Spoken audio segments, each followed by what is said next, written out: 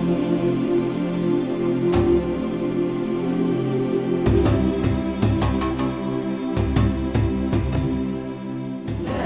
actividad la organiza la Comisión de Igualdad del Colegio de Arquitectos Vasco Navarro, de Guipúzcoa. Y bueno, esta charla se tenía que haber dado hace casi un mes, en abril, pero bueno, circunstancias no pudieron ser. Y bueno, hoy estamos aquí, encantadas de recibir a María Ángeles Durán. Bueno, os dejo con Carmina Peñalba, que es de la Comisión de Igualdad, y que nos presentará a Carmina y un poco la organización de todo el acto. Para presentar a María Ángeles Duraneras, quería hablar un poco primero, dar datos de su currículum y su trayectoria profesional y académica, y entonces me voy a ayudar de lo que pone en la solapa del libro que presentamos hoy, que es el de Una vida y 20 fragmentos. Y bueno, porque es que es bastante extenso. Bueno, es doctora en Ciencias Políticas y Económicas por la Universidad Complutense. Fue la primera mujer que obtuvo en España una cátedra de Sociología.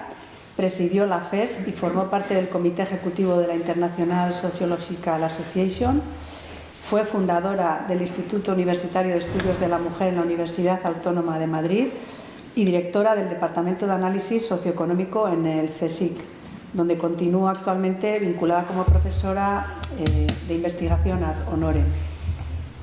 Ha recibido el Premio Nacional de Investigación de Ciencias Sociales, Económicas y Jurídicas en el 2002, el Premio Nacional de Sociología y Ciencia Política en el 2018, es doctora honoris causa por las Universidades Autónoma de Madrid, Valencia, Granada, La Rioja, Salamanca, Córdoba de Argentina y UNAM en México, académica de la European Academy of Science and Arts, colegiada de honor del Colegio de Arquitectos de Madrid y bueno, honorary fellow de la Society for the Advancement of Socioeconomics. Bueno, colabora frecuentemente con UNESCO, ONU Mujeres, CEPAL y OMS.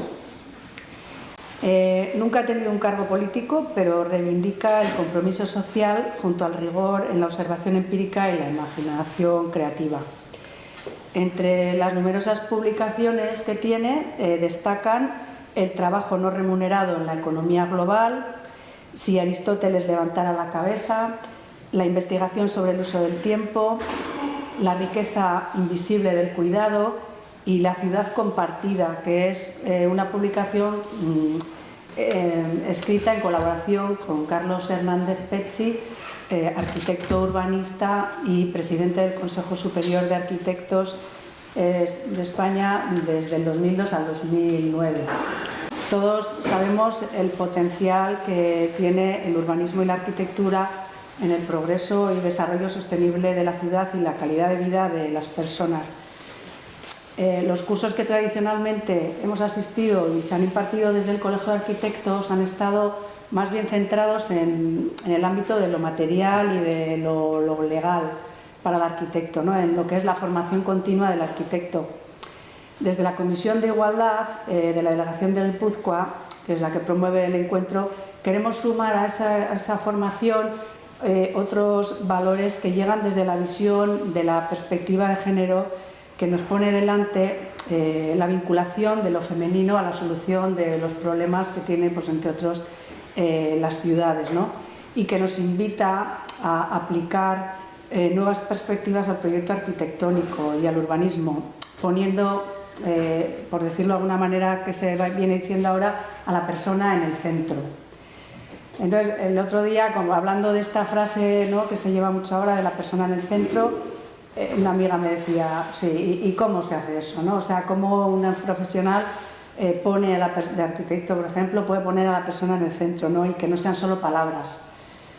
Pues yo creo que bueno, decir que, claro, en lo que es un campo nuevo de investigación, como ella también se lo he leído decir, hacen falta personas que inventen palabras y conceptos, que nos ayuden a sintetizar ideas y comprender esas ideas en lo profundo.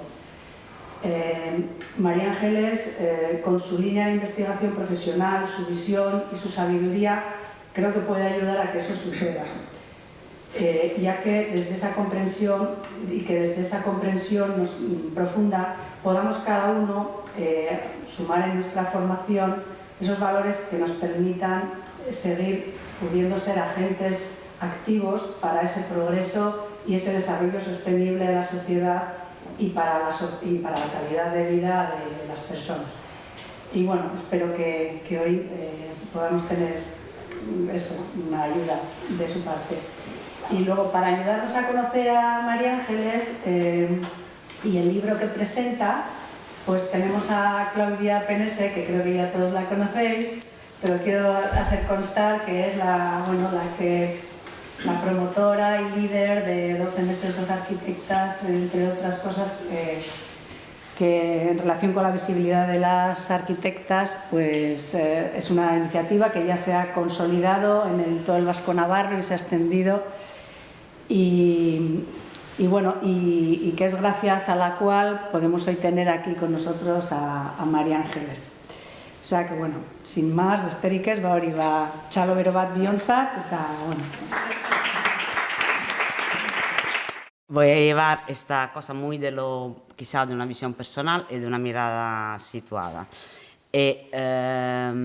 Porque he leído este libro, porque ha impactado en mí en muchísimos aspectos, pero en alguno en particular, y he intentado tratar temáticas que guardan una relación con el hecho que estamos en el marco de una comisión de igualdad, de un colegio de arquitectura y huéspedes de una institución académica. Entonces, he impostado las cuestiones que creo tratar con María Ángeles, bueno, primero en cuestiones de género y luego sobre tres temáticas fundamentales que he extraído de su libro, que son las que más han impactado en mí y que leeré después, porque antes ya que, voy a hacer esto muy de la proximidad y de mi propia persona, aunque quizá no es correcto, pero quiero contar una pequeña anécdota, empezar con eso.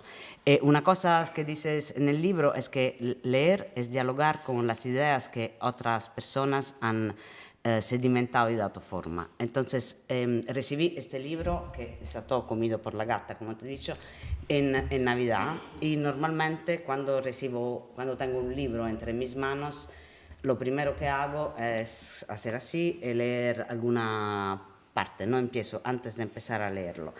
Y en ese momento tuve una sensación extraña que no conseguía identificar. 1 o 2 días después empiezo a leer el libro y de repente, tipo la Petite Madeleine de Proust, entiendo y sitúo esa sensación. Y era que mientras yo estaba leyendo, era como si tú estuvieras ahí hablándome. Entonces, esto lo relaciono con una cosa que me dijiste, que me comentaste que eso es el libro más bonito que has escrito en tu vida, y creo que esa belleza viene de esa proximidad, ¿no? que te da la lectura de este libro. Esto quería comentártelo personalmente. Entonces, en cuanto a temáticas, he puesto unos pequeños títulos: María Ángel y la erupción del movimiento reivindicativo intelectual y social de las mujeres. Otra temática más relacionada con la arquitectura, que se refiere a los espacios.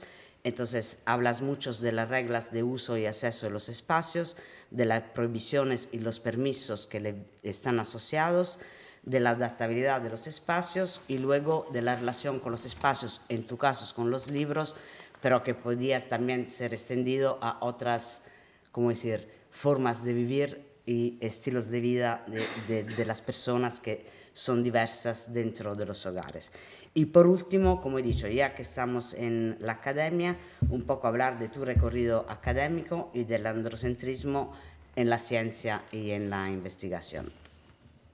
Entonces, para hacer esto no sabía cómo hacerlo, y lo primero que he hecho es seleccionar unas cuantas citas desde tu libro que me permiten situar un poco lo que me gustaría que tú hablaras.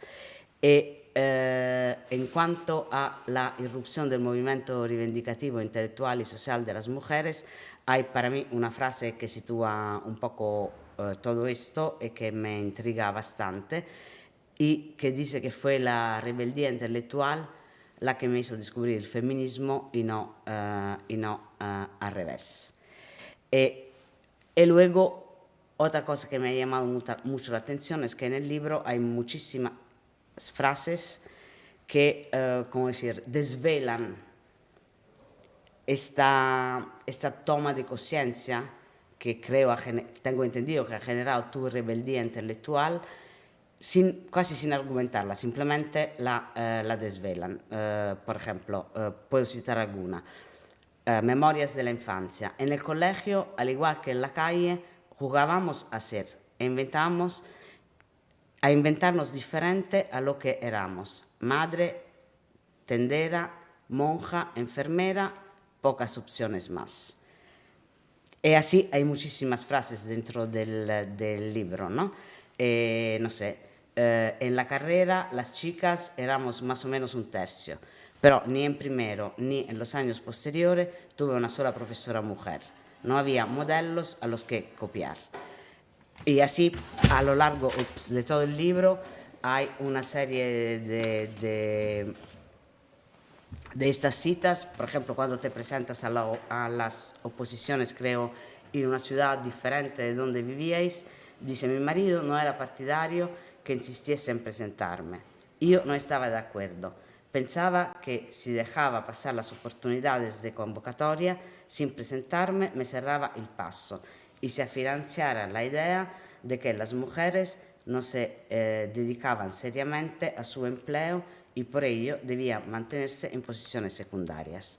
Entonces, a mí todo esto me parece como un recorrido de toma de conciencia progresiva de la necesidad de luego un poco lo que yo creo que ha enfocado tu investigación e incluso la creación del Seminario Interdisciplinar de Estudios de Mujeres, que si no me equivoco se creó en el 79, y siempre en el libro dice que al regresar de Michigan en el 1973 me había propuesto impulsar por todos los medios posibles una renovación de la ciencia que plantease críticamente el papel asignado a las mujeres como creadoras de conocimiento, transmisoras y objeto de estudio.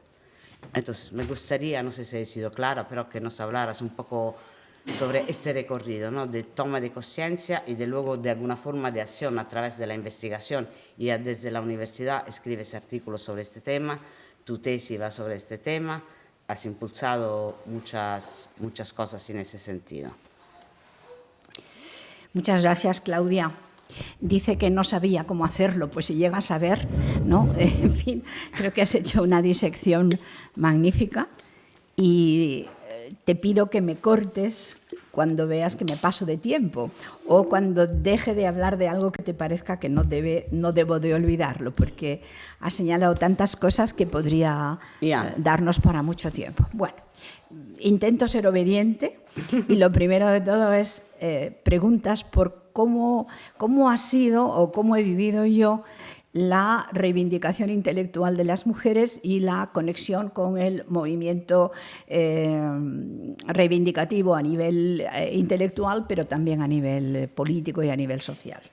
Ese sería el punto primero. Y además dices que te ha sorprendido un párrafo en el que digo que fue una rebelión intelectual lo que me hizo ir al feminismo y no en la dirección contraria. Bueno, en mi casa yo era la mayor de 6 hermanos y mi padre murió cuando tenía 17 y le había dicho a mi madre, poco antes de morir, que estudien todos los chicos, todos, chicos y chicas, porque tendrán que vivir de su trabajo. De modo que la idea de que tenía que estudiar no fue para mí ninguna novedad, casi hubiera sido lo extraño, lo contrario. Y además ya tenía antecedentes. Mi madrina, que se llamaba igual que yo, era farmacéutica y la hermana pequeña de mi madre era economista. Lo que pasa es que yo hubiera probablemente estudiado otras cosas. Me gustaba la medicina, quería ser ingeniero industrial como mi padre.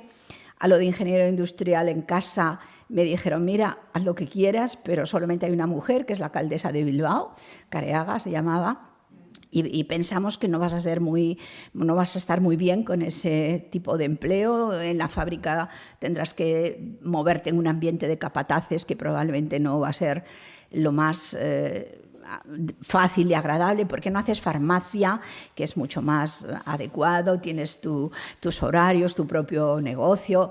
Bueno, yo no quería hacer farmacia, decidí que tampoco quería hacer ingeniero industrial, aunque era un reto para mí, precisamente porque era difícil y porque no había mujeres y porque los hombres de mi familia sí que eran ingenieros, pero no las mujeres. Y también mi madre, sobre todo, insistió en que había otra carrera, que, en fin, que yo hiciera lo que quisiera, pero si era posible que no hiciera esa carrera, y era filosofía. Porque en filosofía había muchos hombres melenudos y barbudos y que eran existencialistas y que tampoco le parecía que era una buena opción para mí. Total, que fui descartando, más bien por descarte. Yo había hecho ciencias, pero me gustaba la literatura, me gustaba el arte. Total, decidí que haría económicas. Y salí, que hubiera una mujer en la familia, además teníamos cordialísima relación con mi tía, era a mitad de camino entre mi madre y nosotros, porque se llevaban muchos años. Salí y en el metro me encontré con una compañera de colegio. ¿Dónde vas? Pues a matricularme. ¿Tú qué has hecho? Me dice, pues, le dije, voy a hacer económicas. Y me dice, pues mira, políticas es la misma facultad, pero es mucho más bonito, porque tiene lo mejor de historia, lo mejor de derecho, lo mejor de filosofía y todo lo demás de económicas. Total, que pensé que sonaba muy bien y al llegar me puse en la cola de la ventanilla de políticas en lugar de económicas, que efectivamente era la misma facultad, pero era la única en España y además la palabra políticas en mi casa levantaba ampollas. O sea, levantaban pollas, recuerdos de la guerra civil. Para mis padres pues fue una prueba de generosidad, decir, bueno, si tú lo has elegido, tú verás. Y yo llegué a aquella facultad donde ya había casi en primero un tercio de chicas, pero una cosa es quién se sienta en los asientos, otra quién se sienta en la tarima y sobre todo qué hay en los libros de texto y cuál es el contenido de lo que se enseña. A mí me encantó llegar a la facultad, aquello fue un cambio absoluto. Después había estado entre los 5 y los 16 en un colegio de monjas, donde recibí una excelente preparación intelectual, todo hay que decirlo, pero el ambiente, por supuesto, eran los años del nacionalcatolicismo, y entonces se nos preparaba ya. Salimos bastantes que íbamos a la universidad. Unos años antes se preparaba a las niñas de mi colegio para ser buenas esposas, hacer buenas bodas, en fin, no llamar la atención especialmente. Pero ya empezaba a haber muchas que querían hacer universidad. Pero allí se había concentrado lo más rebelde, yo creo, de toda España, porque además al ser la única facultad, pues permitía que el que no quisiera seguir en su ambiente habitual, familiar y social, pues decía que quería estudiar ciencias políticas y sabía que se iba de casa y que estaba en Madrid. Entonces, tuve muy buenos profesores, algunos eran espléndidos, otros, pues como en todas partes, no eran tan buenos. Me sentí muy a gusto desde el primer día en clase y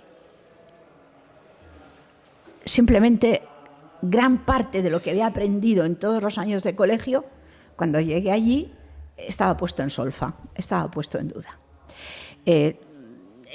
Me encontré con personas, muchísimas personas, que teóricamente deberían ser mis enemigos. Y sin embargo, porque ideológicamente no tenían nada que ver con el contexto del que yo venía. Y sin embargo me encontré, sobre todo con los becarios, que eran... Entre los becarios había mucha proporción de gente mucho más a la izquierda que la media de los estudiantes de la facultad, que eran personas muy inteligentes y muy trabajadoras y además con un índice de combatividad y de reivindicatividad mucho más alto que la media. Por cierto, prácticamente todos los becarios eran chicos. Una reflexión interesante, porque ¿por qué podían ser becarios los chicos y en cambio no las chicas? Porque las chicas en sus propios hogares hacían mucho más falta que los chicos y porque el miedo a que el hijo o hija se fuera de casa era mucho mayor respecto a las hijas. En fin, el caso es que allí me encontré pues con un ambiente intelectual muy vivo y muy disruptivo respecto a todo lo que antes hubiera podido encontrar. En los pasillos coincidían la gente de izquierda disfrazada de no ser de izquierda, pero que sí, que luego cuando no había necesidad de disimularlo, se organizaban y había clandestinidad, pero estaban los curas obreros, que para mí fueron un elemento muy interesante, estaba la JOC, las Juventudes Obreras de Acción Católica. Aquello era un mundo totalmente distinto. Había entre los estudiantes hijos de obreros bastantes, por eso de que era la única facultad en toda España. Aquello también era un contexto nuevo, ¿no? Político, social. Y saqué unas notas buenísimas. ¿Qué asignatura fue la que más me interesó de todo primero? La que no entendí nada. Teníamos un profesor que era, digamos, didácticamente,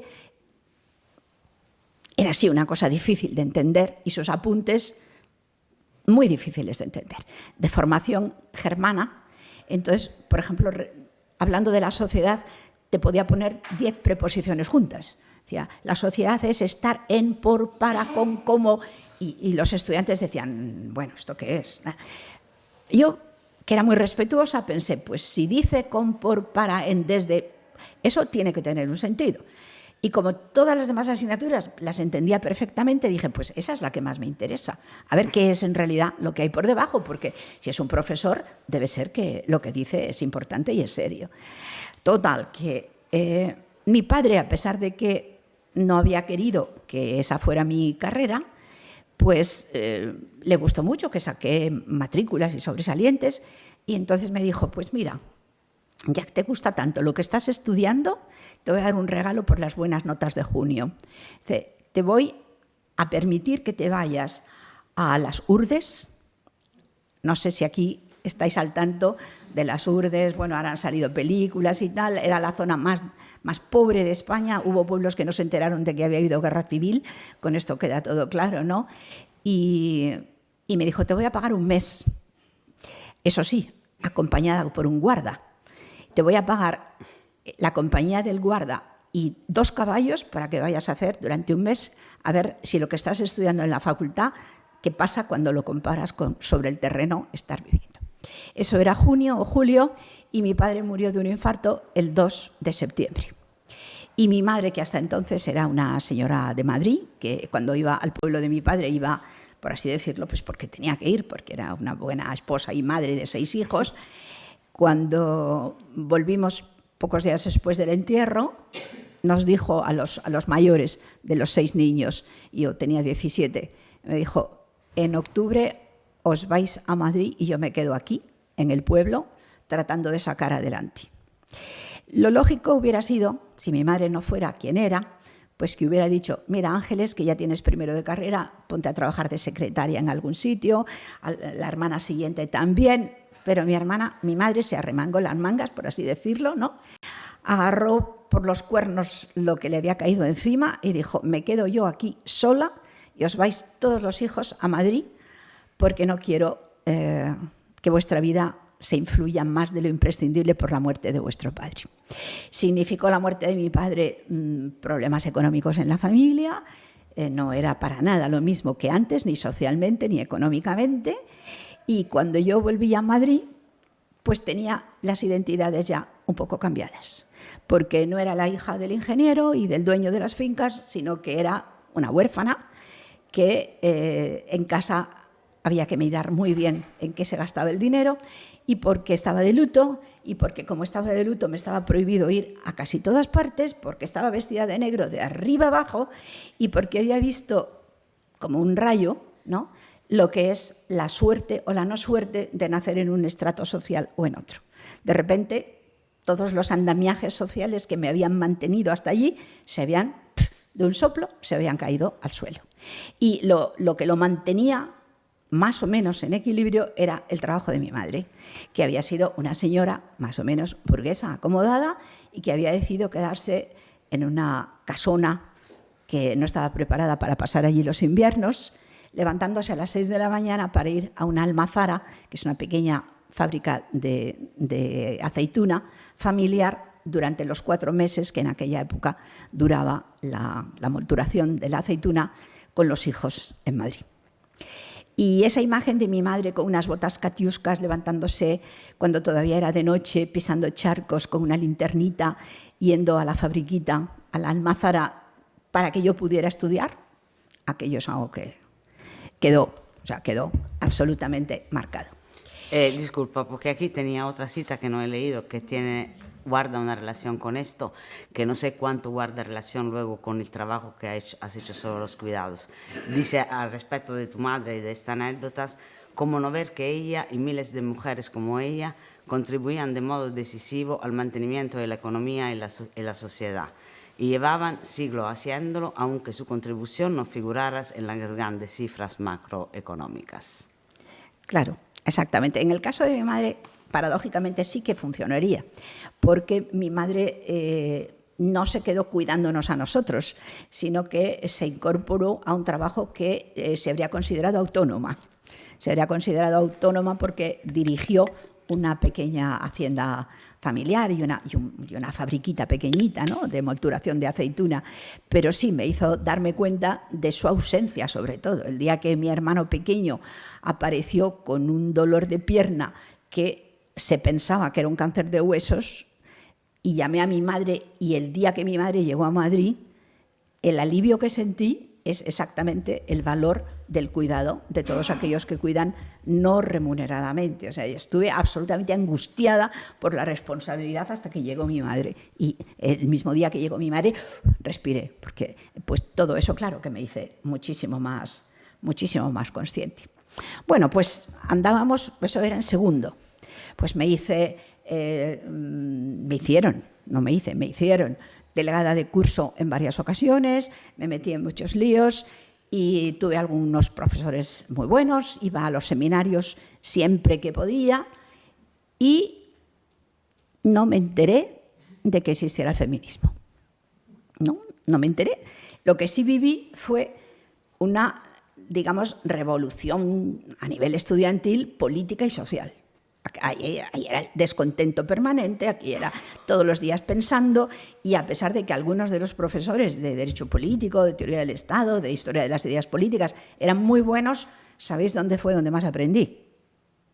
Donde más aprendí sin comparación fue en la Cámara Sindical, donde debatíamos y nos creíamos que éramos todos parlamentarios, y aprendí en los pasillos, y aprendí en la iglesia, donde teníamos un cura estupendo, y luego había otro que era todo lo contrario de estupendo, y en la responsabilidad de representar como delegada de curso, y qué hacíamos el día que no venía un profesor que llevaba meses sin venir y había que organizar una huelga y decir el día que llegó el profesor, pues ahora nos vamos todos porque si no usted mañana va a volver a hacer las mismas, en fin, meterte en líos, empecé a hacer encuestas, conocí montones de cosas que nunca hubiera conocido, me pateé en Madrid, por ejemplo, entré en los barrios que nunca hubiera entrado, en las casas que no hubiera entrado nunca. Qué interesante todo. Pero me sobraba energía y como aprobaba todo en junio, entonces me tenía que ir al pueblo de mi madre, vamos, donde estaba mi madre con todos mis hermanos, y a mí unos días en el pueblo pues estaba bien, pero más tiempo yo echaba de menos. Y tenía un novio en Madrid, y entonces la mejor manera de volver a Madrid, naturalmente, era ponerse de estudiante libre en otra facultad, y entonces no tenía más remedio que hacer los exámenes en septiembre. De modo que empecé Derecho de una manera relativamente tramposa, porque sobre todo lo que más me interesaba de Derecho es que los exámenes eran en septiembre y el novio estaba ya en Madrid en septiembre, y entonces tenía permiso.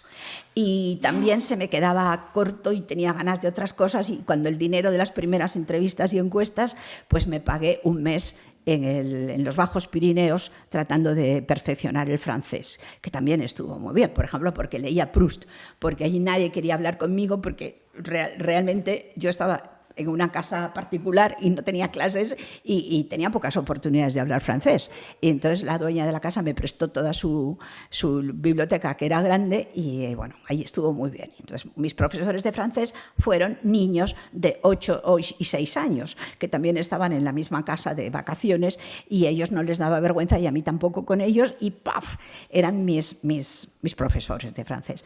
Bueno, pues decía que prácticamente yo no tuve nada que ver con el feminismo en ese tiempo, y además ¿Por qué fue interesante la facultad? La facultad fue interesante sobre todo porque fue venir de una cultura y de repente meterte de lleno en una cultura distinta, reivindicativa, muy protestataria y muy abierta intelectualmente. Bueno, y ya, seguimos un poco más. Todavía entonces estaba vigente lo que se llamaban las leyes fundamentales, que para sacarte el título de la carrera tenías que haberlas aprobado todas. Una asignatura que se llamaba Principios Fundamentales y además había que jurarlos. Y todavía había un artículo que decía liberaremos a la mujer del taller y de la fábrica.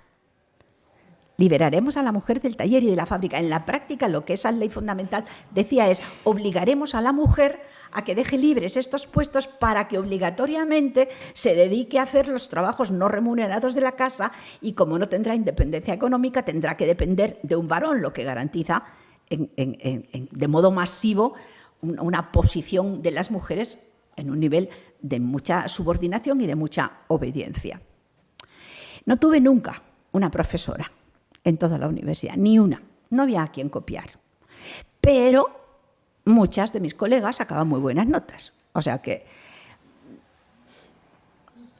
bueno, ahí había base, pero desde luego no estaba nada de resuelto el tema. Y empecé a trabajar. Enseguida me enseñaron la puerta, vaya, porque creé en España lo que creo que fue el primer gabinete de valoración de resultados.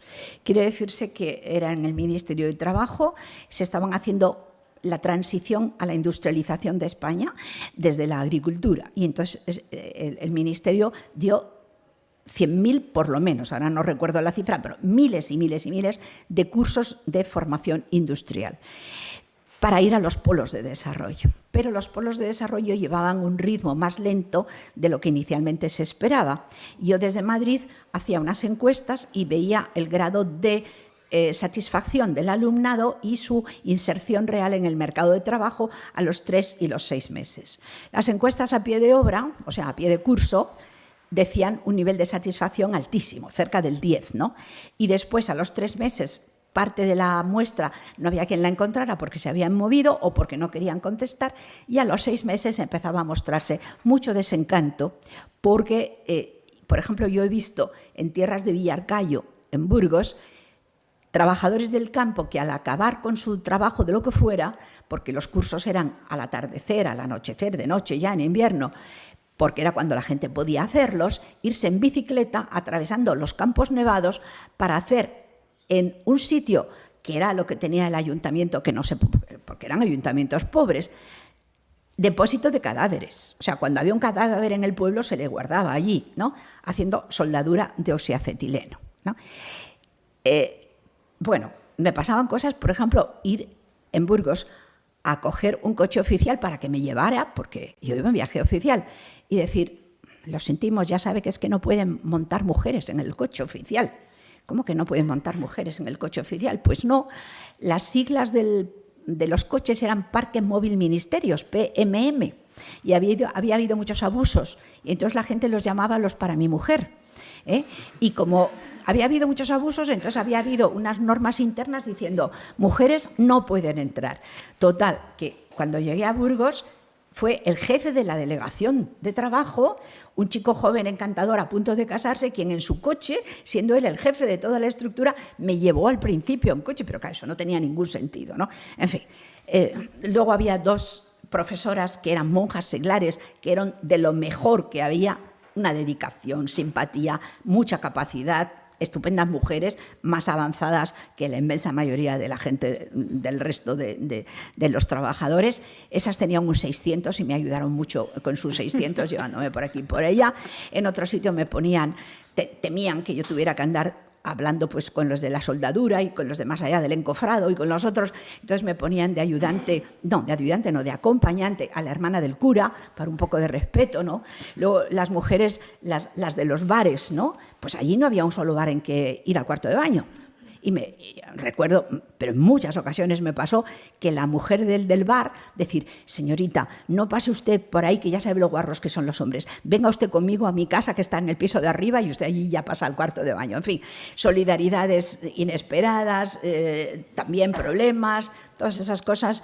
Y bueno, así fue pasando el tiempo hasta que un día un político hizo un panegírico de lo que eran aquellas cosas. Resulta que yo llevaba los datos de evaluación de resultados y sabía que el panegírico no era verdadero. Y entonces protesté mucho. Otro compañero y yo protestamos en voz alta, dijimos que queríamos ir a los periódicos, que no se podía decir, pues yo qué sé, que si habían dicho que el nivel de éxito era un 8, pues nosotros sabíamos que era un 6, que si decían que eran 150, pues nosotros... En fin, ingenuidades en parte. Y como no éramos funcionarios, sino que éramos meros contratados, 2 días después mi compañero y yo estábamos en la calle. Y entonces en aquella época ir a la calle porque has hecho algo no es lo mismo que ahora.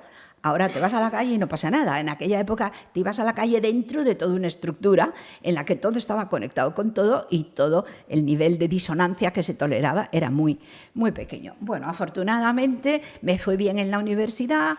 La tesis que estaba haciendo era sobre los cursos de formación profesional como medida para luchar contra la desigualdad y como medidas de movilidad ascendente para los trabajadores en España.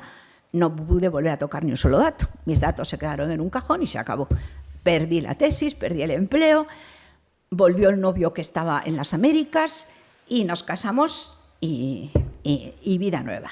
Vale, pues sabía que no podríamos tener un hijo ya, entonces tardé algún tiempo y utilicé lo que entonces era un delito, que era utilizar con fines de control de natalidad las píldoras, la euginona, neoginona, etc. En aquel momento se gastaban en España 800.000 cajitas al mes. Imaginaros lo que significa. O sea, está prohibido. Teóricamente es delito. De hecho, aparecía en los informes del fiscal general del Reino el delito más grande, por más frecuente, era la utilización de médicos farmacológicos como control de natalidad en lugar de como curativos de patologías. Si había 800.000, pues es que media clase media por lo menos estaba usando aquellas euginonas y neoginonas. Bueno, yo las usé. Tenías que tener un amigo médico que te firmaba enero, febrero, marzo, abril, te firmaba un montón, todas juntas. Pero en muchos sitios no podías ir porque te miraban con una cara horrible si llevabas y se notaba que no tenías aspecto de estar enferma de lo que fuera, ¿no? En fin, eran tiempos de muchísimo cambio. Se abrían clínicas de planificación familiar, iba la policía, las cerraba, de vez en cuando metían a alguien en la cárcel, así andaban las cosas. Y bueno, ya finalmente sí que tuve un hijo y cuando estaba más feliz del mundo, un embarazo estupendo, ya en la facultad y tal, nada, el niño que viene fatal y que muere. Bueno, pues eso te deja un palo considerable. Y ya no me acuerdo si un poquito antes o un poquito después de ya bastantes años de práctica como docente, las primeras oposiciones a adjuntía fue un paseo sin ninguna dificultad, aunque eso sí, me pillaron dando a luz. Y entonces en el hospital, cuando fui, dejé de camino en una fundación el proyecto que acaba de terminar, en el coche cuando iba para la clínica, ¿no? Yo con mi maletita, con la primera ropa de bebé y el camisón y todas esas cosas. Llego a la clínica y en la clínica pues me ponen la oxitocina esta, bueno, el bebé, la segunda, estupendo, pero no, en esta ocasión ya era el tercero. Vale, todo muy bien. Era mediodía. Mi marido se marcha, mis hermanos se marchan y se queda mi hermano pequeño. Y cuando se marchan los demás, hacía 2 o 3 horas que había parido. Le digo, oye, ¿a ti no te importaría? Es que tengo los exámenes de la oposición dentro de 10 días en el cajón de la mesilla. Dice, no, lo que tú quieras. Total, que recién parida con el bebé en el nido, a estudiarme los temas de la oposición, que si no, no la hubiera sacado. O sea, que fue un paseo, pero un paseo así, relativo, un paseo relativo. Bueno, saco la oposición, bien, y llegan las oposiciones a cátedra.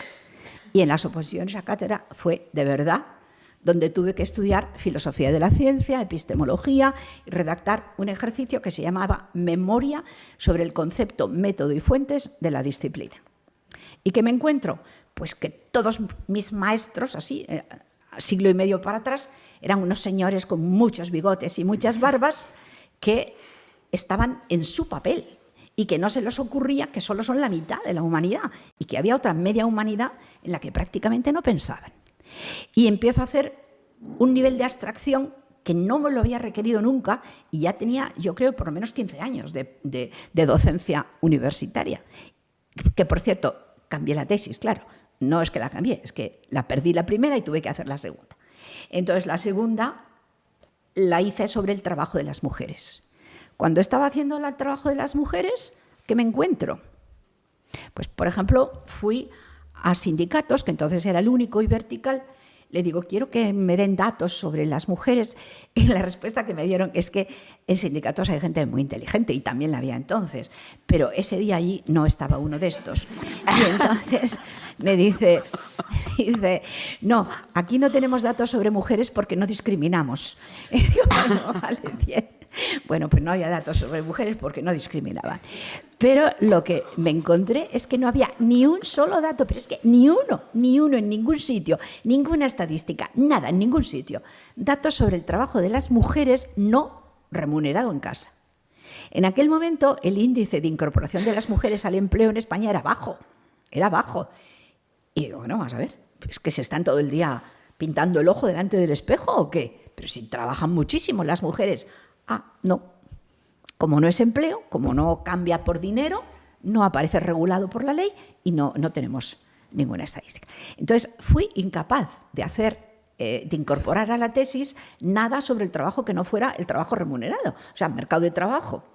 Y entonces me prometí a mí misma que cuando pudiera volvería a hacer otra tesis, pero sobre el trabajo invisible, o sea, sobre el trabajo no remunerado. Bueno, y volvemos. Estoy haciendo las oposiciones a cátedra y me exijo, porque me lo exige, o yo pensaba que me lo exigía, ese ejercicio en concreto, a la abstracción, a un nivel de abstracción que yo hasta entonces no me lo había obligado a hacer nunca. Mi marido, él venía de letras, no de ciencias como yo, a mí me gustaban los números, pero a él le gustaba más la filosofía y los conceptos. Tenía una buena biblioteca que se había ido trayendo de Francia y de Estados Unidos y tal. Me decía, lee esto. Me vino muy bien. Y sobre todo, codos y codos y codos y codos. Y a la primera, pues como que no lo saqué. En algún momento alguien dijo, sí, ha hecho muchos trabajos muy interesantes, pero casi todos son sobre mujeres. Y ese es un tema que para una cátedra universitaria no. O sea, quizá para una cátedra de instituto estaría bien, pero una cátedra universitaria es otra cosa, ¿no? Sí. O sea, la mitad de la humanidad para una cátedra universitaria no es un dato a favor haberte ocupado de ella. Total, que no lo saqué a la primera ni a la segunda y no sé si a la tercera, pero bueno, en algún momento resulta que la saqué. Pues a pesar de todo, fui la primera que la sacó. Y algunas veces los compañeros me hacían un comentario que seguro que lo habéis oído. Decían, no, sí, tú vales mucho, o sea que las que valen lo sacáis, naturalmente. Yo le digo, claro, y todas las que se han quedado detrás, ¿qué? Sí, yo porque he tenido suerte. En conjunto he tenido mucha suerte, pero es que se han quedado fuera por el camino la mayoría. ¿Por qué se han quedado la mayoría de mis compañeras? ¿Por qué se han quedado en niveles más bajos, más intermedios, han abandonado? Y leyendo a mis fundadores, pues claro, todos eran los padres fundadores, no había madres fundadoras. Como yo digo, mi disciplina, y después caí en la cuenta de que era la ciencia, o sea, no mi disciplina, la ciencia, pues resulta que es monoparental. La ciencia es monoparental, porque ha tenido muchos padres, pero ni una madre, ¿no?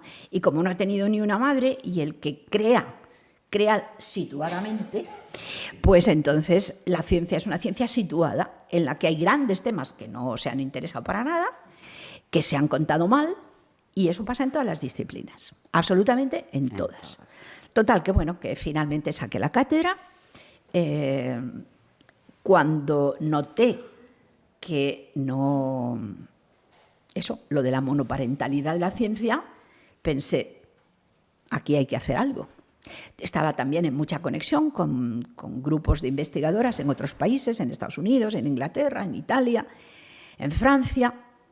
Entonces nos reunimos un día en una cafetería que había cerca de la Autónoma de Madrid, que estaba en un geriátrico. en una residencia geriátrica. Entonces nos reunimos unas cuantas, una de antropología física, la de más allá de historia, la otra de medicina, la de más allá de derecho, una de económicas, yo, y dijimos, aquí hay que hacer algo, esto no puede ser. Porque como sujeto cognoscente no existimos, estamos como mucho como sujeto conocido, o sea, como objeto de conocimiento, pero no como productoras de conocimiento. Y lo malo, la verdad es que ahí siempre tenía un punto de fricción. Casi siempre mis compañeras, en cualquier campo, de lo que se enfadaban es porque no había mujeres catedráticas, o jefas de servicio, o directoras generales, y a mí no. Yo decía, no, a mí eso... Pues sí, comprendo que una labor sindical es importante, pero a mí lo que no me gusta, a lo que yo quiero luchar, es porque en el contenido de la ciencia es donde está la raíz de que es un pensamiento ajeno en buena parte. O sea, es una colonización a la que nos sometemos porque está pensado desde nuestra ausencia, no desde nuestra participación presente. Así que nos reunimos y dijimos, ¿qué podemos hacer? Pues venga. Vamos a hacer un seminario, que era lo único que podíamos hacer. La única en aquel momento de aquel grupo que ya era titular era yo. Las demás eran más jóvenes o estaban en un nivel menos asentado de la profesión. Total, que creamos el Seminario de Estudios de la Mujer y mira por dónde tuvimos un excelente rector que nos dio cancha. A mí me dio enseguida una serie de conferencias que las preparé como si me fuera la vida en ello. No os puedo decir más que cuando volví, el día que di la primera, me habían invitado a comer como casi todos los sábados o domingos, no, sábados, en casa de mi madre, y llegué y en lugar de comer directamente dije, yo me tengo que ir a la cama. O sea, una especie de desmayo, de agotamiento absoluto por la intensidad de querer transmitir unas ideas nuevas que sabes que estás en un terreno movedizo y que hay que hacerlo lo mejor posible. Pues esa intensidad era lo que teníamos. O sea, qué ganas de hacer algo, ¿no? Pero y al mismo tiempo sabiendo que no tienes... Total, que escribí entonces Una ausencia de 1000 años, que fue el título de esa conferencia y que después fue la base de un primer libro en el que tuvimos yo creo, una buena idea que fue, cuando empezamos a hacer todo esto, invitar a gente muy buena, y hombres además, porque no había mujeres, que fueran cabeza de lista en su respectivo campo y que fueran muy buenos en metodología. Y entonces a todos decirles lo mismo. Mira, uno era de historia, otro de economía, otro, en fin, así, de distintas cosas, y decirle, venid a darnos una conferencia en unas jornadas que organizamos interdisciplinares, donde lo que más nos interesa es que digáis cómo podemos avanzar metodológicamente, introduciendo conceptos nuevos, que es lo que falta ahora porque las mujeres hemos estado ausentes. Entonces, el hecho de que fueran buenos aliados, o sea, ir sembrando de aliados desde el principio, y que además tuvieran interés por lo que le preguntábamos, no por lo que ellos eran expertos. No me hables de lo tuyo, háblame de metodología que sea importante para el campo que nosotros queremos. Bueno, pues la verdad es que tuvimos mucho éxito y poco tiempo después teníamos 500 personas en las jornadas que usábamos cada año. Jornadas interdisciplinares en las que pensamos que era muy importante contar, porque era la línea de transmisión lógica, con el profesorado de enseñanza media. En la universidad éramos pocas todavía, las que estábamos en niveles intermedios, había poquísimas catedráticas. Por cierto, ¿sabéis quiénes fueron las dos primeras catedráticas de universidad? Una socialista y una monja, y las dos solteras. Qué interesante, ¿verdad? Una en pedagogía, que era monja, y otra en estratigrafía, geología, que era socialista.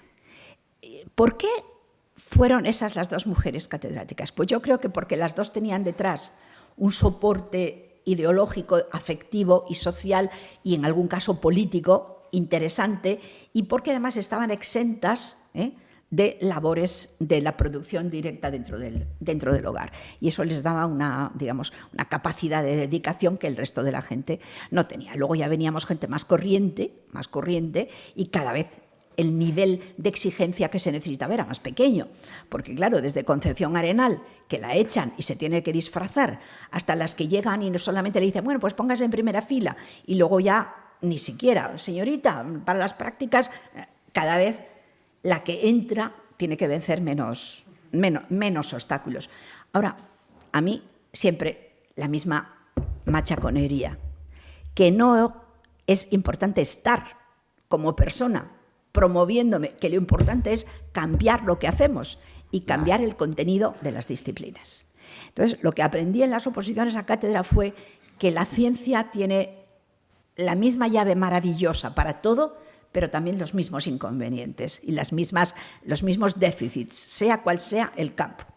Entonces empecé a buscar gente que quisiera colaborar en esa empresa bastante arriesgada y que además no teníamos un duro, que era pensarse en las bases de la ciencia.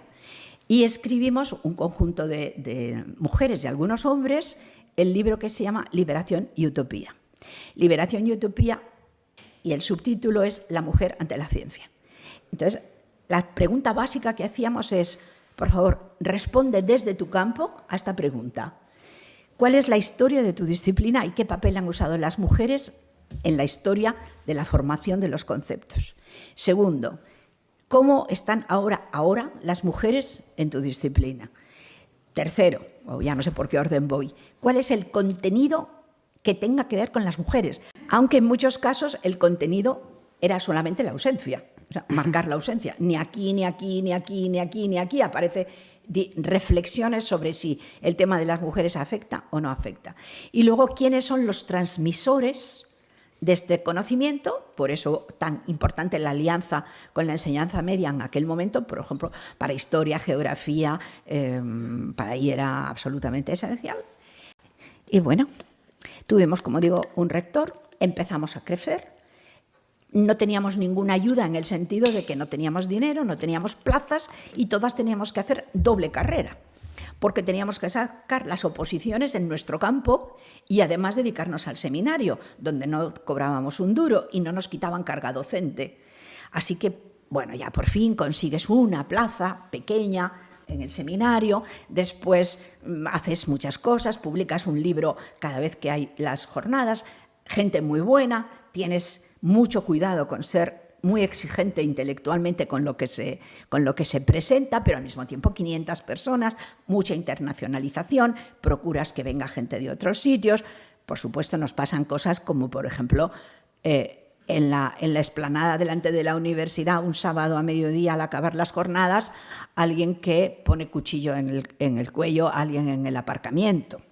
Otro día, huelga de taxis y no había quien llegue a la universidad después de que nos habíamos gastado todo el dinero en traer a la gente de fuera, pues no podía llegar. Otro día, amenaza de bomba, otro día, bueno, todo lo que queráis. Pero a pesar de todo, aquello fue un exitazo y descubrió una solidaridad entre mujeres que dura hasta hoy. O sea, si algo me ha salido en la vida a lo que estoy agradecida, bueno, no, hay muchas cosas, pero una de ellas es haber encontrado todas estas mujeres de distintas universidades españolas que es que nos hemos hecho amigas, Nos hemos hecho amigas, porque lo peor que les pasaba a todos los grupos de mujeres es que acababan peleadas, odiándose, envidiándose. Y mira, tenemos que hacer lo imposible para que no haya demasiado culto de personalidad y que haya rotaciones en las direcciones y que además seamos abiertas y que tengamos mucha conexión con gente de fuera y de dentro y de más allá. Y también procuremos que tengamos hombres siempre que podamos en nuestras reuniones, porque si solamente hablamos entre nosotras nos vamos a convertir en un gueto.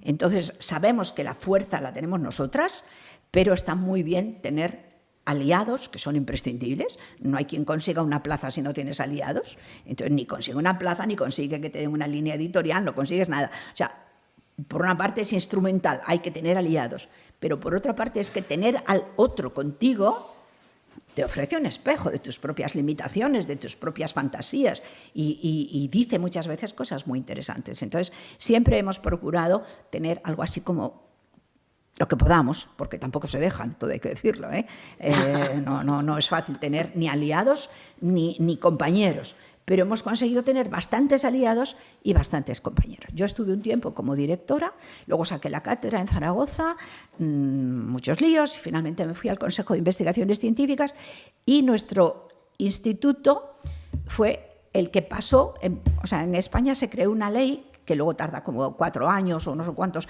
en desarrollarse para crear los institutos universitarios de investigación. bueno, pues teníamos todos los requisitos, que eran publicaciones internacionales, congresos, no sé qué, continuidad, bla, bla, bla, bla. Y fue un orgullo enorme que el Seminario de la Autónoma concurrió para ser reconocido como instituto y los 2 primeros que se reconocieron en España, pasando de la categoría de grupo de estudio o seminario a instituto universitario, fueron uno de física y el nuestro, de estudios de las mujeres. Así que, bueno, y seguimos vivas. Ahora ya están, pues yo no sé, debe ser la 10ª generación o una cosa por el estilo. Hay un máster con doctorado que hay muchísima gente, es uno de los más numerosos en solicitudes de matrícula de toda España y seguimos publicando, pero bueno, yo ya ahí soy la tatarabuela, ¿no? Ahora ya es gente joven, hay temas nuevos, han aparecido muchos temas que no había y sobre todo lo que ha habido es una enorme expansión, ¿no? Yo ahora estaba repasando el prólogo que hice a un libro sobre la imagen de la mujer en el arte español en el año 83, publicado en el 84, y la verdad es que ahora se entra en Internet y lo que yo decía en ese prólogo en el año 83 sobre necesidades de que el arte se vea con una perspectiva distinta, de género, de igualdad, bla, bla, pues ahora el Museo del Prado hace series enteras de vídeos estupendos sobre las mujeres, el poder en el Prado, las mujeres trabajadoras en el Prado, las mujeres... todo. O sea, lo que entonces eran semillitas pequeñas, pues han florecido de una manera extraordinaria. Ahora son campos de investigación grandísimos en todas partes. Bueno, a la primera 20 minutos yo creo que... Sí. No. Me queda algo de tiempo. No, entonces, ya por un poco todo lo que los has hablado, a mí me gustaría pasar un poco al último punto, que enlazando con el académico y volviendo con el androcentrismo en la ciencia. Me gustaría hablar un poco de cómo ese androcentrismo se refleja en el proceso de producción y actualmente transmisión del conocimiento y otros inputs que tú das en el libro. Entonces, en el libro hablas de 2 cosas que me han llamado la atención, que es publish or perish y el patching order. Entonces, publish or perish, bueno, creo que es bastante entendible, y dices, no sé cómo podría resolverse, pero veo infinidad de errores en el sistema actual de publicaciones que por una parte genera falsos éxitos basados en cifra, espectaculares de cita, y por otra obliga a becarios y ayudantes a afrontar gastos que no están a su alcance, pagando a revistas científicas y a traductoras para cumplir los requisitos de publicación previos a su consolidación académica. Y luego el patching order, que no conocía. Pecking, vale, inglés fatal.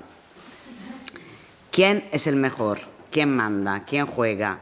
¿Quién rechaza y quién aprueba? Es el orden jerárquico, el nivel de importancia de una persona dentro de un grupo social. Su origen viene de los patrones de organización social dentro de los gallineros. Hay un pecking order en cualquier círculo académico. Todo depende de con quién se quiere interactuar y quién conceda la posibilidad de hacerlo. Entonces, esto creo que lo identifico un poco con el panorama actual del mundo académico en que jugamos o jugarán las generaciones venideras. Pero luego leo una cosa que me conforta y con que me identifico al 100%. Y dice, con el paso de los años he olvidado casi todo lo que leí. No lo he hecho en falta.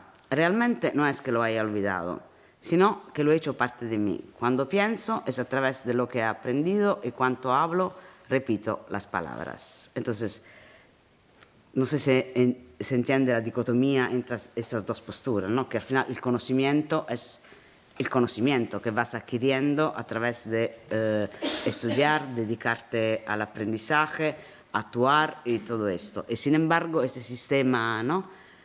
Establecido, que además la crítica desde la epistemología feminista sobre la investigación académica abarcan esos 2 temas, ¿no? Critican esta estructura que es parte del androcentrismo en la ciencia. Y la segunda cita la enlazo también de cuando hablas con el papel de los sentimientos y las emociones en las investigaciones. Entonces, no sé, si pudieras hablar un poco sobre esta, no sé, dicotomía o cómo decirlo.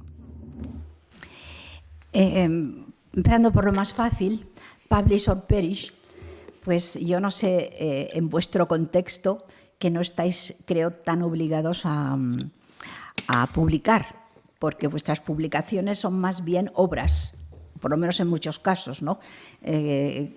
¿Cómo demostráis que habéis sido productivos, etcétera? En la mayor parte de los campos, la prueba es sobre todo la publicación. Y eso, sobre todo actualmente con las acreditaciones, se ha convertido, yo creo, en un lecho de Procusto, porque te obligan a estar dentro de unas medidas que no son las que realmente debieras, las que debieras de estar. Sobre todo fuerza a una expansión en la cantidad de lo publicado que en principio está bien, claro, la mayor parte de vosotras sois más jóvenes y no habéis conocido aquella época en que en España había muy poco incentivo para publicar. Entonces llegaron una innovación que fue la creación de los sexenios, de los quinquenios y de los trienios y de todas estas cosas. Lo de los trienios, si no te mueres, pues ya está, te van dando los trienios por pura razón de no morirte, ¿no? Luego lo de los quinquenios está un poquito más complicado, pero lo que de verdad cambió mucho la situación fueron los sexenios, porque los sexenios se notan bien a finales de mes, ¿no? Entonces también empezó a decirse, no, para estar en este tribunal hay que tener por lo menos 2 sexenios o 3 sexenios. Ya la gente se miraba unos a otros y decía, este vale 6 sexenios, este solo vale un sexenio. En fin, empezó a marcar unas jerarquías con unas bases distintas que eran las de las publicaciones. Ahora, eso ha dado lugar a infinidad de efectos secundarios negativos.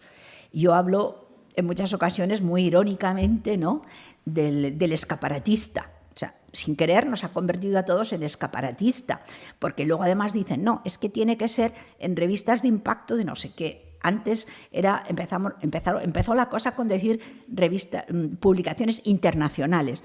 Entonces, vamos a ver, ¿Buenos Aires es internacional? Bueno, porque como es en español no cuenta tanto. Había que hacerlo, si tenías algo en chino o en japonés, ni digamos, ¿no? Pero más bien debía ser en inglés. Entonces ahí empieza una batalla con el inglés, que es una cosa espantosa, porque quienes hacemos investigación comparada nos encontramos en muchos casos que siempre acaban siendo los jefes los que es su lengua nativa el inglés. Y los demás somos acólitos y somos capataces. Entonces, cuando diseñan una investigación empírica, el que diseña el cuestionario es el que habla mejor la lengua, que es el inglés o en fin, o asimilado.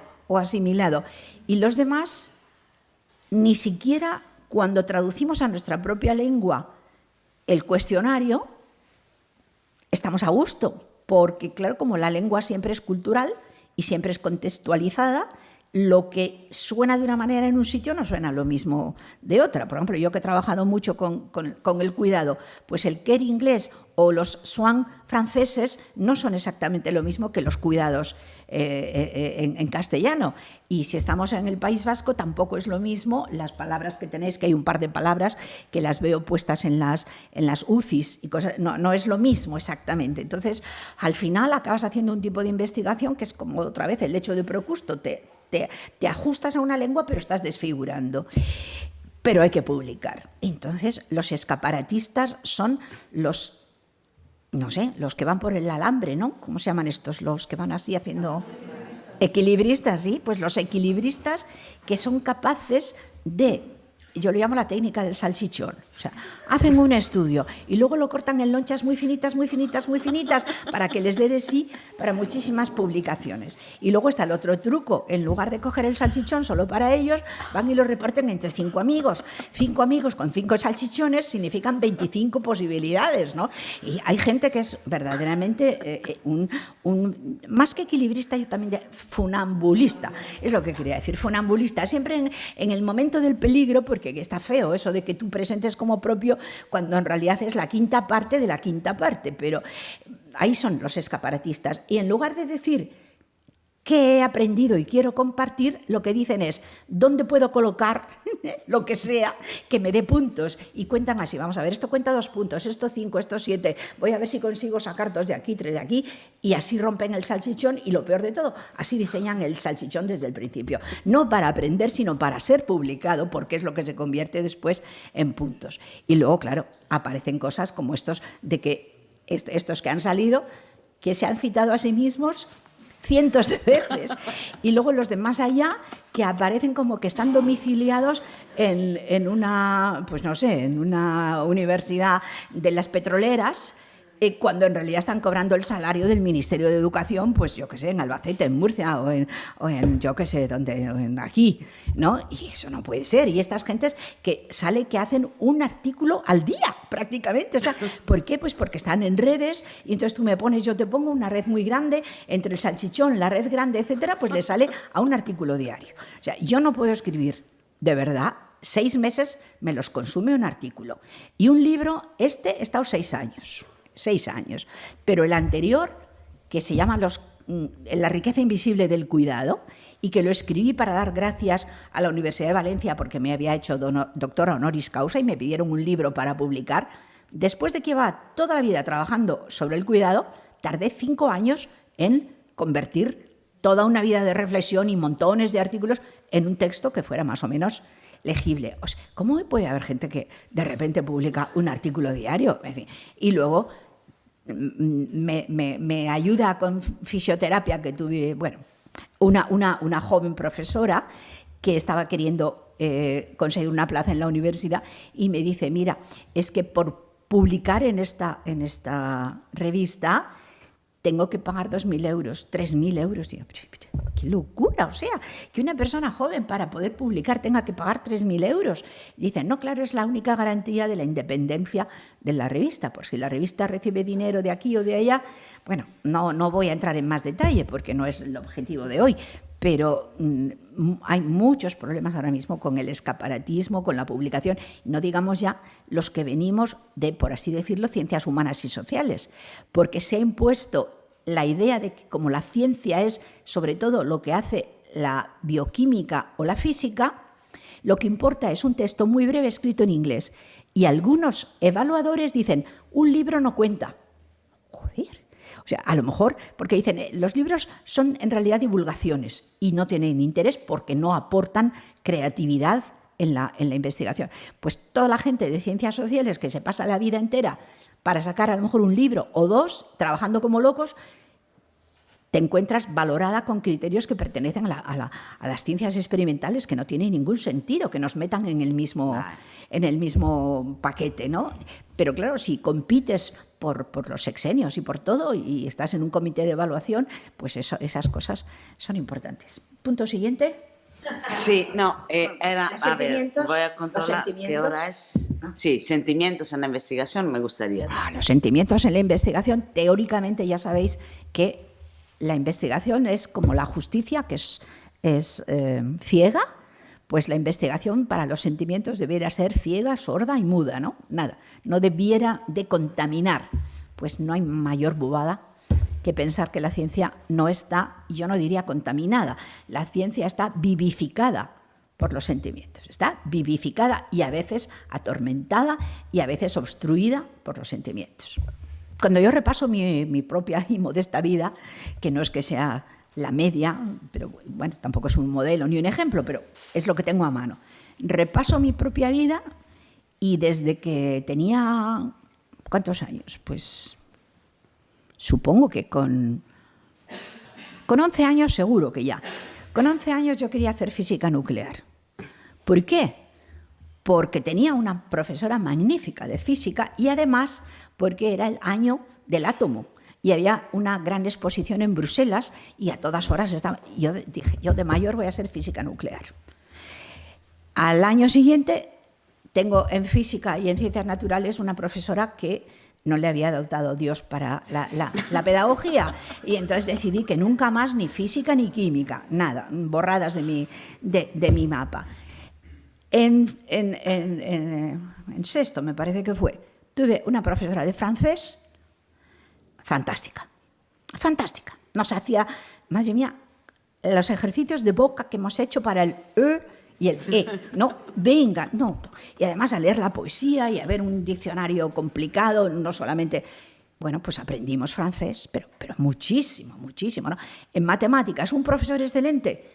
Si es que yo me he quedado de madrugada en la cama con 13 años o 14 años, nada más dándole vueltas y disfrutando a tope con problemas de álgebra, porque el profesor era fantástico y era como que de repente te abría un mundo nuevo y te decía en una pizarra A más B más C más X elevado al cuadrado menos 2 menos C igual a M menos 1 tal, y de repente tú empezabas a jugar con aquello, era como que se llenaba de luz, ¿no? La ecuación era una luz en realidad, como si te abren las ventanas, todo uy, una claridad, una transparencia, una maravilla. ¿Por qué? Porque era un profesor fantástico, ¿no? Me acuerdo, en sexto también, en sexto o en co, ya no me acuerdo, una profesora magnífica de filosofía, ¿no? Contando, por ejemplo, las aporías de Zenón. No sé si os suena, pero es aquello de que una tortuga va muy aprisa, no, va muy despacio y un galgo va no sé cómo, pero como las fracciones son no sé qué y tienden al infinito, en el infinito la tortuga adelanta al galgo, en fin, no me acuerdo muy bien de cómo era, pero era lo que quería decir es que era falso el razonamiento, pero el razonamiento parecía que era verdadero. Y aquella monja, la madre Loreto, es que lo explicaba tan bien, que es que era una delicia, era una delicia. Y he llegado a la universidad y en la universidad un buen profesor. O a veces los celos con alguien, que quieres quedar bien. Este que se cree que no, o esta que se cree que yo no, pues yo voy a ser que sí, verás. Y luego en la vida profesional, los celos, por Dios, los celos son espantosos. Y cuando estás, ahora que estoy leyendo muchas cosas de historia del arte, empiezan... Fulanito de tal, expulsado y no le dejaron ir a la Academia de Pintores en Francia. Fulanito de tal, los llamaron los degenerados, unos cuantos. Los celos, los sentimientos están por todas partes, ¿no? Yo viví una temporada en Florencia, en el Instituto Europeo, y allí me gustó muchísimo la proximidad simbólica de Galileo, ¿no? Yo me sentía muy identificada con Galileo. Aquello de «Eppur si muove», ¿no? Cuando él dice que el giro de los astros es así y que la Tierra no es el centro, sino que giramos la Tierra alrededor del Sol, y entonces le enseñan la Inquisición. ¿Por qué se libra? Porque tenía amigos por todo el mundo. Y entonces los amigos ya le habían creado, por así decirlo, capacidad de presión internacional. A Galileo le salva de la hoguera no solamente un papa más bien abiertillo de ideas, sino saber que podía generar una opinión pública y que tenía muchos amigos. Ahora, luego Galileo se queda en la mayor soledad porque le quitan los cargos, se queda como exiliado, ¿no?, en Santa María. Y entonces toda esa sensación de que... Y por cierto, Galileo, en una obra de teatro que vi, Galileo Galilei, dice que cuando más se le ocurrían ideas buenas era después de comer estupendamente y beberse una buena botella de vino. Bueno, la gente en general piensa que no, que eso no se puede hacer, que hay que estar con puras tesis. Pues es verdad, a veces es las tesis, pero otras no.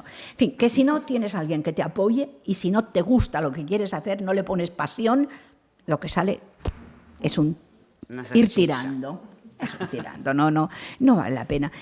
Por eso es tan importante rodearse de gente afín. No solo de gente afín, porque ahí el riesgo es el contrario, que estás en un gueto, en una burbuja, y no te enteras sobre todo de las críticas, que es con lo que más se aprende. Pero tener un contexto amistoso que te apoye, eso es decisivo. Yo, desde luego, si no fuera por toda la gente a la que he querido y que me ha querido y que me ha apoyado, no habría hecho nada. Me habría quedado tirada en un rincón la primera vez que no saqué las oposiciones o que murió mi padre o cualquier cosa. Siempre dependemos de los demás. Y la ciencia... Yo ahora, por ejemplo, tengo miedo a qué puede pasar cuando saque el próximo libro. Tengo miedo. Y en parte trabajo muchísimo más para tratar de armarme para defenderme de este miedo. ¿De qué tengo miedo? Tengo miedo de que diga cosas que no le gusten a algunas personas. Por ejemplo, pues estoy, ahora ya afortunadamente no, pero cuando escribí el primer artículo sobre que María, nuestra María, ¿no?, es básicamente una reconstrucción de Isis, la egipcia, lo es en buena parte iconográficamente, pero también en buena parte en la definición, digamos, de su papel social. Pues dicho esto hace 40 años, había que tener mucho cuidado, había que tener una erudición muy por encima, porque sabes que lo dices en un contexto que no es nada favorable, es un contexto que está erizado, ¿no? Ahora no, ahora hay muchísima más libertad, pero ¿quién se opondrá cuando salga el libro? ¿Quién dirá lo que sea porque le toque una fibra sensible? ¿A quién le va a molestar cualquier cosa que diga? ¿De dónde pueden venir los tiros? Porque lo sabrá, ¿no? Por ejemplo, yo he visto el derribo de las estatuas de Colón en América Latina. Yo he visto las fotos, porque eso no lo he visto en persona, de Isabel la Católica vestida con una chomba, como si fuese una mujer indígena.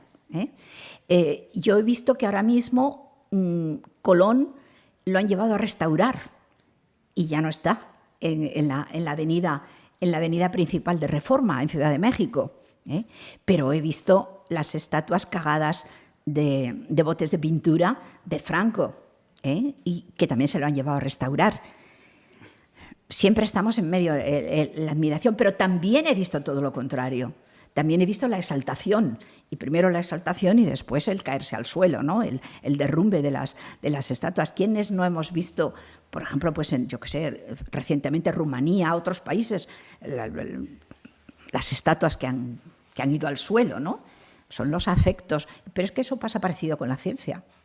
Lo que decían estos, al suelo. ¿Hasta dónde llega mi libertad para hablar? Por ejemplo, Santa Ana, bueno, algo que está más cerca de la arquitectura. Sí, bueno, el otro tema que tenemos... No, iba a hablar de Loreto. Ah, Loreto, vale. No, que ahora mismo que estoy preparando un libro de arte, es muy interesante cuál es el contexto arquitectónico en que se representa en el arte a María. Entonces, las primerísimas figuras de María está sacando agua de un pozo. Se supone que es un sitio seco, más bien, el agua hay que ir en un pozo. Son anunciaciones en 2 actos porque la Virgen se asusta muchísimo. Entonces se va a casa y luego, en una segunda ocasión, el ángel se infiltra por la pared y le dice que es un ángel. Pero es en 2 actos la anunciación. Bueno, pues de los primeros entornos, que son entornos muy pobres, María va gentrificándose. Luego la tenéis toda la pintura flamenca, donde son ricos decorados burgueses, ¿no? Pero en la italiana son palacios renacentistas italianos. Luego empieza a haber una democratización que ya no gusta tanto lo de poner a la Virgen en palacios. Aparece la historia de Loreto antes, que es muy interesante, donde se supone que ha nacido... la casa de María en Nazaret, se supone que la conquista el Islam, y entonces vienen los ángeles por la noche, cogen la casa entera de María y se la llevan a Italia. Se la llevan a Loreto y se organizan unas peregrinaciones que son en su momento importantísimas para visitar la casa de María. Bueno, pues si hoy vais a ver en la pintura religiosa cómo se representa a María, María hoy está prácticamente sin casa, porque lo que se ha producido es una simplificación. A nadie se le ocurre pintar hoy a María en un palacio porque inmediatamente su mensaje, digamos, no solo religioso, sino social y político, se rompería. Hoy nadie acepta una María emperatriz, salvo que sea una herencia del pasado, pero no lo que se produce. Y entonces ahora mismo son contornos casi abstraídos del espacio. Estoy pensando, por ejemplo, en una anunciación de José Luis, no me acuerdo ahora cómo es el apellido, Sánchez, me parece, en que la acabo de ver en una exposición en Madrid, donde ella es un bloque así como de cobre de color oscuro, y el ángel está estilizado, es lo mínimo de forma que se puede tener, ¿no? Los dos están convertidos en símbolos prácticamente sin espacios y desde luego sin referentes constructivos, después de haberse de haber tenido detrás todo lo que se pueda uno imaginar de arquitectura palaciega. Por eso, que si tenéis alguna cosa que decir, si no, yo... ¿A quién va a llegar o qué fibra va a tocar? ¿Este ha tocado alguna fibra? ¿O algún otro libro anterior? ¿Algún otro libro anterior? Sabes que en el ámbito académico no son frecuentes las críticas directas. En Inglaterra, por ejemplo, sí, los amigos te escriben críticas. En España no. En España da mucho miedo a la recrítica. Tú me haces una crítica hoy, yo te la devuelvo mañana. Y no es frecuente. Por otra parte, he tenido muy buena suerte, supongo, y solamente he tenido... o sea, los que no les haya gustado no lo han dicho. Y los que lo han dicho es porque les había gustado. Y he tenido muchas referencias muy positivas. También me ha pasado una cosa, y es que se me ha juntado con el segundo libro, porque me retrasé demasiado y no he podido dedicarme casi a divulgarlo ni a presentarlo. Tenía ya la agenda comprometidísima y se me ha superpuesto. Pero no, por ejemplo, en Granada, que le hicieron una presentación, o en Sevilla, pues fue muy, muy interesante. Lo que pasa es que la gente le ha gustado mucho más lo que son las reflexiones personales que lo que es el relato de la vida académica. Mucha gente, por ejemplo, me ha dicho que se ha quedado muy sorprendida con el relato del Padre Nuestro. El Ave María y el Padre Nuestro, que son, para mí, las primeras casi nociones de cómo es el mundo, las adquirió con los cuentos, o con las canciones, o con las imágenes, o con las primeras oraciones, ¿no? Y claro, no sé si lo habéis pensado alguna vez, pero en el Padre Nuestro y en el Ave María tenéis la primera visión del mundo, cuando todavía no tenéis capacidad crítica, y no son las primeras, y las primeras que ya te definen muchísimo, pero el Padre Nuestro es Padre Nuestro que estás en los cielos. Y María, en cambio, María es bendita por el fruto de tu vientre, con lo que, y las mujeres que no tengan fruto de su vientre, ¿son benditas o no son benditas? Y ¿por qué quien está en el cielo es el Padre, pero no la Madre? Y bueno, hago toda una... digamos, análisis, en definitiva, de esas dos oraciones, porque en mi infancia fueron como la entrada al pensamiento, pero desde un nivel no consciente. Y no sé. La presentaste a la Virgen María en la escuela, en el teatro, hasta que no te salió el acné y ya no. Sí. Sí. Yo representé en el colegio, hacíamos pequeño teatro y me eligieron varias veces para hacer de Virgen María. Yo tenía el pelo rubio así muy largo, no llevaba gafas y estaba delgadita. Entonces me eligieron varias veces hasta que me salió acné y vinieron alguien de la orden, que era una orden francesa, y yo noté perfectamente, dijeron, no tenéis otra mejor. Lo digo mal, o sea, y yo lo oí, que no querían llevarse como imagen del colegio de Madrid a una niña con acné. Entonces dijeron que si no tenían otra mejor. Y se me acabó hacer de Virgen María, cosa que sentí muchísimo, porque la verdad es que da mucha confianza en sí misma. Pues toda la que tenía se me quitó de golpe. ¿Alguna cuestión más?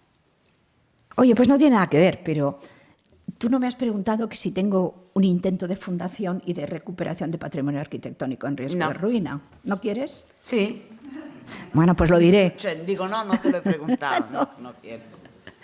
No, en el año 2004 intenté crear una fundación como resultado de los cursos que había estado haciendo con mis colegas, no sé cómo llamarlas, mis compañeras que eran arquitectas y yo era la única de fuera, ¿no? Que habíamos estado haciendo como másters con con algunos colegios de arquitectos, por ejemplo el de Málaga y el de Toledo, y en otras ocasiones con el Consejo Superior de los Colegios de Arquitectos de España. Entonces, como resultado de todo eso, pues me quedó mucha querencia, porque aprendí mucho, lo pasé muy bien, hice muchos amigos. Entonces, en honor a mi padre, intenté hacer una fundación en Extremadura, porque con la emigración y la pobreza hay centenares de viviendas que no son palacios del siglo XVII, XVIII y XIX en riesgo de ruina. Entonces pensé que para honrar a mi padre, que murió cuando tenía 17 y que yo le tenía mucho cariño, pensé, pues voy a hacer una fundación y voy a rehabilitar 100 viviendas en la comarca de la que era oriundo mi padre. No yo, pero yo iba a hacer de conectora entre, ubicar las viviendas que me parecía que estaban deshabitadas y que tenían elementos, sobre todo buenas piedras y buenas maderas, y buscar gente, sobre todo pensaba en arquitectos, que se las compren, que son muy baratas, y yo se la aguanto hasta que encuentre, y el que se la quede en 5 años se compromete a rehabilitarla. Entonces, bueno, me metí en ese proceso y he hecho 14, que no está mal. Yo diría engañando a todos mis hermanos, primos, etcétera, etcétera, pero bueno, están muy contentos de haberlo hecho. Y tengo una casa a la que estáis invitadas cuando queráis, en San Martín de Trevejo, que está declarado por The Times uno de los pueblos desconocidos más bonitos de España. Porque tenemos enchufe, yo creo, porque aunque es de verdad un pueblo bonito, no sé si tanto como para ser uno de los más bonitos, pero todavía a mí me quedan 2 casas con escudos pidiendo a gritos que alguien las salve antes de hundirse. Y esas son las que yo he visto, porque a mí, eso era en el año 2004, en el 2008 vino la crisis y la mitad de mis amigos arquitectos se arruinaron, después se enfermó mi marido, luego murió, luego yo ya no tengo energía para seguir con ese proyecto, pero si alguien quisiera, está necesitando gente que se pase por Extremadura y que vea que tiene unas casas de los siglos XVI, 17, 18. A veces no se sabe muy bien de qué siglo son porque los patrones constructivos se han mantenido muy, muy estables. Pero precios, si os queréis dar una idea, por 60.000 euros, la que ha ganado el Mies van der Rohe, la rehabilitación, el Mies van der Rohe Junior, no el senior. El senior me parece que se lo dieron a Foster ese año o a alguien así, de ese nivel. Pero el junior que le han dado a una de las casas, uno de los elementos que tuvieron en cuenta es que la rehabilitación había costado 60.000 euros. Y el coste, pues ya no me acuerdo cuál fue el coste de la medio ruina, porque las casas están que necesitan mucho. Bueno, la viga cumbrera siempre la tienen podrida, pero los restos, a mí no me interesa una casa si no tiene las vigas así de grandes. Y las piedras, lo mismo. Tiene que tener unas piedras así y así, y si es posible, un escudo que va a caerse al suelo, o lo van a pintar como una de las casas. Había sido una pescadería y estaba toda pintada de esmalte en color como las sillas, o sea, que se supone que es el color del mar, o sea, un color del mar porque era una pescadería y entonces toda la cubierta, siglo XVII, toda la fachada pintada de esmalte color agua marina. Si alguien va, está invitada a mi casa, y es una zona muy bonita y seguro que hay montones de sitios muy bonitos esperando que vaya un o una arquitecto a decir, mira, anda, que te voy a sacar de la ruina, que te voy a salvar, que tal y igual. ¿Tenéis alguna cuestión más? Uy, qué poco preguntáis, ¿eh? ¿Es que tenéis prisa? ¿He hablado demasiado? Sí. Bueno, yo tengo una última cuestión, si puedo permitirme de hacer una pregunta concreta. Leyendo, yo soy un poco maniática con esto, pero leyendo tu libro he visto que hay un uso un poco generalizado del masculino genérico. Y luego, pero en el mismo libro, puedo leer 2 citas, leo, el lenguaje es caballo de batalla de la modernidad de las mujeres, construido a base de sutiles combinaciones, sus reglas internas son reacias al cambio, siguen posicionando a las mujeres en lugares incómodos, subordinados. ¿Quién y cómo puede llevar al lenguaje los cambios que han reconocido las constituciones? Y luego otras. Me produce tensión que nunca sé si se refieren a mí cuando dicen hombre. Si dicen varón, entiendo que no soy yo. Cuando dicen hombre, no lo sé nunca. Y si dicen a uno de nosotros, tampoco sé si estoy incluida o no. Un estrés extra que no afecta a mis compañeros varones. Pero luego, ¿por qué usas el masculino genérico? No es una pregunta polémica, ya que estamos aquí, es una curiosidad. Pues porque es muy profundo todo eso y no lo sé cambiar. Vale. Ya está. Y porque a veces, no lo sé, ya está. Sí, era una curiosidad. Hay que estar todo el día revisando todo, ¿no? Yeah. Todo el día. Mira, lo último ha sido... no se lo digas a ellas, porque siempre estoy revisando. Ah, ya. Pues lo último de todo ha sido anteayer, que he estado viendo un libro de un manual para los estudiantes de segundo de bachillerato que van a hacer historia del arte o ciencias sociales. Entonces he visto, me ha parecido muy intenso, tiene muchísimo de arquitectura y está muy bien, o sea, es un libro muy, muy denso y está muy bien. Pues me he dado cuenta de lo profundo que es el masculino universal. Está pensado absolutamente, viene la palabra hombre, muchas veces no queda nada claro y debiera decir en muchos casos varón en lugar de hombre. Y no es porque, salvo, me parece que no citan más que a 3 mujeres en todo el libro, ¿no? Me parece que cita a Louise Bourgeois, a una francesa que es Cassette o algo así, y alguien más que no me acuerdo quién es. En ningún momento, desde el bronce hasta hoy, se plantea la pregunta de mujeres como creadoras, mujeres como creadas, en la perspectiva distinta. Y es un libro muy moderno en muchos sentidos, pero tiene una falta de perspectiva de género extraordinaria. Pues fíjate, no lo sé, pero si te interesa mucho me dejas tú. Pero mira, he visto 3, ¿eh? He visto 3. El de antes de ayer es este, pero los 3 van de la misma... Digo porque en educación tenemos mucho un discurso igualitario, pero luego No, pues mira, uno de los libros que era muy bueno, quizá el que más me ha gustado, es de Vicens Vives.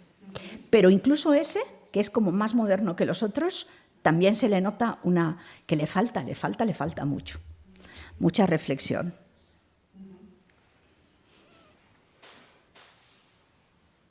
Bueno, prólogo. ¿Puedo leer? Sí. Si me diera más tiempo. Si me diera más tiempo, terminaría los 3 libros que tengo a medias. Si me diera más tiempo, aprendería a no trabajar tanto. Si me diera más tiempo, cantaría en un coro. Si me diera más tiempo, aprendería a decir que no. Si me diera más tiempo, aprendería a decir que sí. Si me diera más tiempo, perdería peso. Si me diera más tiempo, haría un curso de portugués, un curso. Si me diera más tiempo, viviría un año en América Latina. Si me diera más tiempo, ordenaría mis papeles. Si me diera más tiempo, vería crecer la hiedra en la pared del huerto. Si me diera más tiempo, aprendería cuando debo abandonar un comité. Si me diera más tiempo, olvidaría la edad a la que es más común morirse. Si me diera más tiempo, conocería a los hijos de mis nietos. Solo si me diera más tiempo.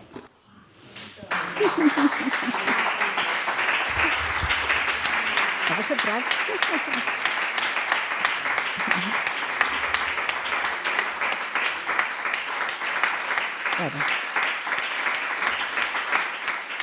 Si es que no tengo palabras, estoy encantada de estar aquí y os deseo lo mejor, porque en otras especialidades el tema de las mujeres empezó antes, ¿eh? En arquitectura empezó un poco más tarde y vosotras tenéis una diferencia respecto a otras facultades, no respecto a todas, pero respecto a muchas, y es que ha sido una profesión de élite, más que otras, ¿no? Entonces, es más difícil entrar en la élite o formar parte de la élite cuando dentro de esa élite no eres élite, o no lo eres siempre, o tienes especiales dificultades a veces, ¿no? Nada, que buena suerte. De verlo.